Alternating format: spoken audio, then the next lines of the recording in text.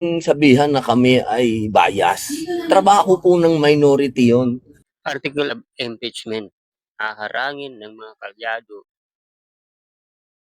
ng mga Duterte sa Senado. Yun po ang sabi ni Robin Padilla dahil nga po sila po ay minority.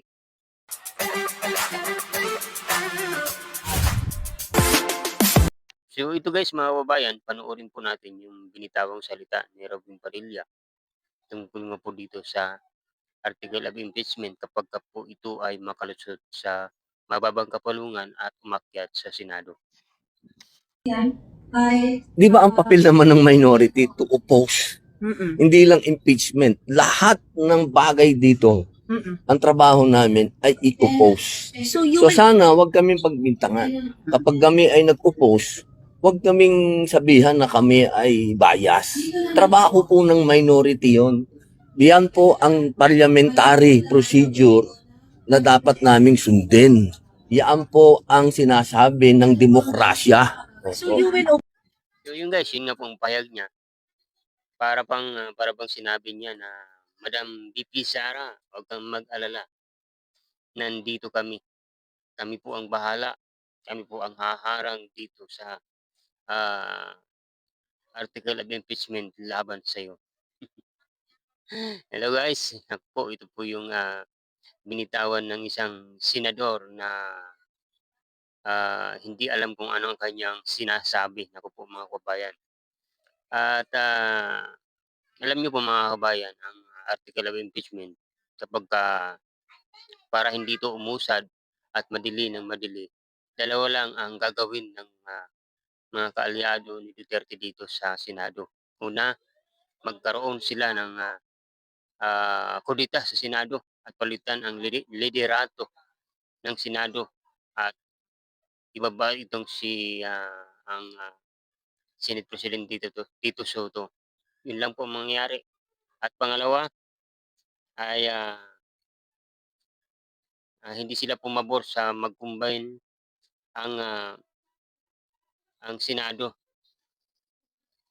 tungkol nga po ito sa article of impeachment. Ibig sabihin, gagawing Senado na magkaroon na sila ng tinatawag na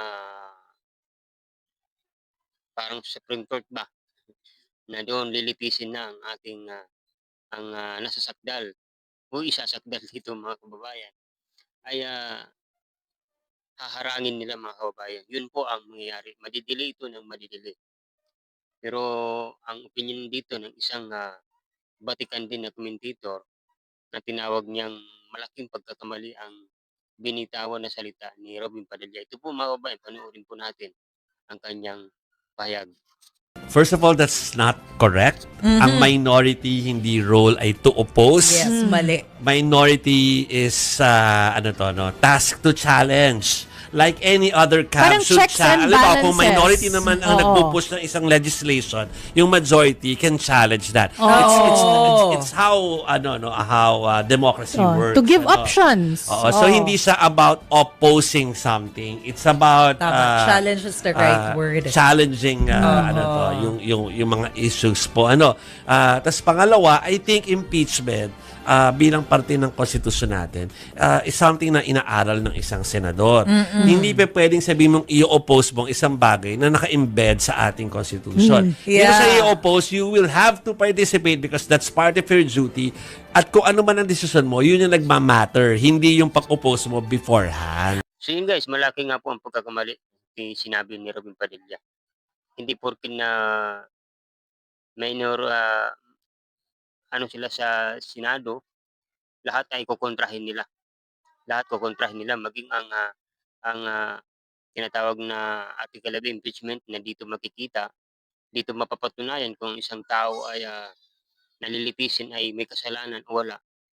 Para sa accountability ay kapag hinarang nito, ibig sabihin, ayaw nila ipagpatuloy dahil sila mismo bias at alam nila kung ano ang mangyari at nalalaman nila ang background at nalalaman nila na magigilty itong, ibig sabihin, alam nila na magigilty kaya haharangin nila. Pero kung gusto nila ng accountability, maging malinis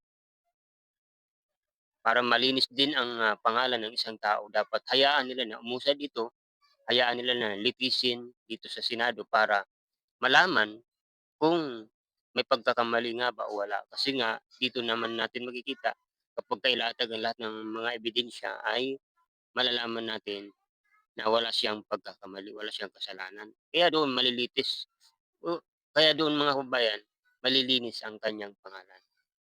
Kaya kung naniniwala sila na walang kasalanan, walang itinatago itong si VP Sara, dapat hayaan nila na ito'y umusad at hayaan nila na linisin o litisin ito sa Senado. Yun po mga kababayan ang opinyon ko dito. Huwag nilang harangin, 'di ba? Kagaya ng ginawa nung nakaraang, liderato ni Chis Escudero. Pinabayaan niya hanggang, lumulog sa korte at ito'y nabasura. Ngayon, nag-umpisa na naman uli at mangyayari na naman na haharangin na naman ng kaalyado ni, ah, mga Duterte. Kaya ang opinyon ko dito, hayaan na lang para malinis ang kanyang pangalan. So ano po ba ang komento niyo dito mga kababayan sa sinabi ni Robin Padilla? Ilagay niyo lang po sa comment section. At ako po'y magpapaalam na. Maraming salamat po sa inyong panonood.